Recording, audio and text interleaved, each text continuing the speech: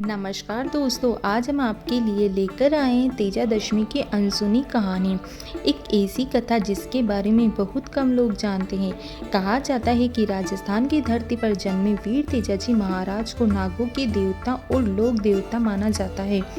तो आइए जानते हैं आखिर क्यों मनाई जाती है तेजादशमी और क्या है इसके पीछे की अद्भुत कथा।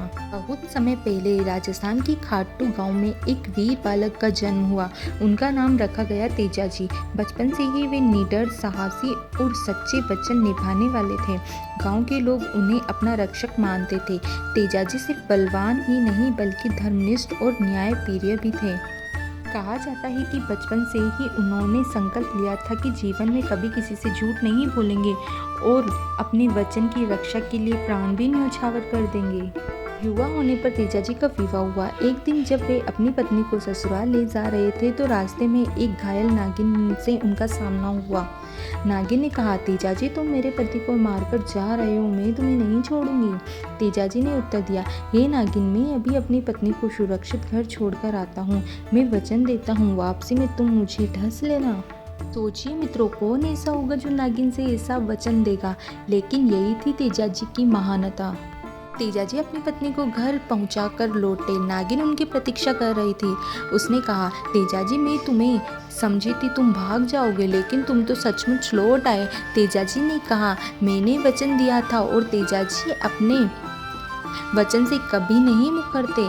तब नागिन ने कहा, ठीक है, मैं तुम्हें ढसूंगी, बताओ शरीर का कौन सा हिस्सा खाली है। उन्होंने कहा, मेरी जीभ खाली है, तुम मुझे ढस लो। नागिन ने उनकी जीभ पर ढस दिया। धीरे धीरे उनका शरीर नीला पड़ गया और वे विष से ग्रस्त हो गए। लेकिन मरते समय भी उन्होंने प्रार्थना की, हे नागदेव, जो भी मेरी सच्चाई और वचनबद्धता को याद करेगा उसे कभी सर्पदंश से कष्ट ना हो।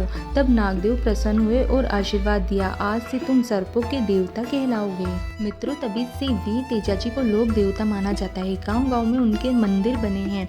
किसान मानते हैं कि तेजाजी उनकी फसलों और पशुओं की रक्षा करते हैं, इसलिए भाद्रपद शुक्ल दशमी को तेजादशमी के रूप में मनाया जाता है। इसी दिन लोग सुबह जल्दी उठकर स्नान करते हैं, तेजाजी के मंदिर में जाकर पूजा करते हैं, नाग देवता को दूध और जल चढ़ाते हैं। कई स्थानों पर ज्वारे की पूजा की जाती है।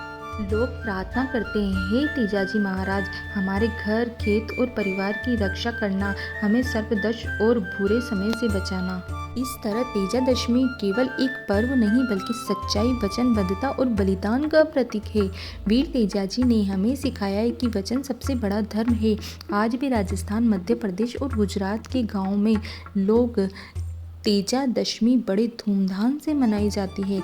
लोग मेलों का आयोजन करते हैं, भजन कीर्तन गाते हैं और एक दूसरे को जय तेजाजी महाराज कहते हैं। तो मित्रों, अगर आपको ये कथा पसंद आई हो तो कमेंट में लिखिए जय तेजाजी महाराज और इस वीडियो को अपने मित्रों तक जरूर पहुंचाइए।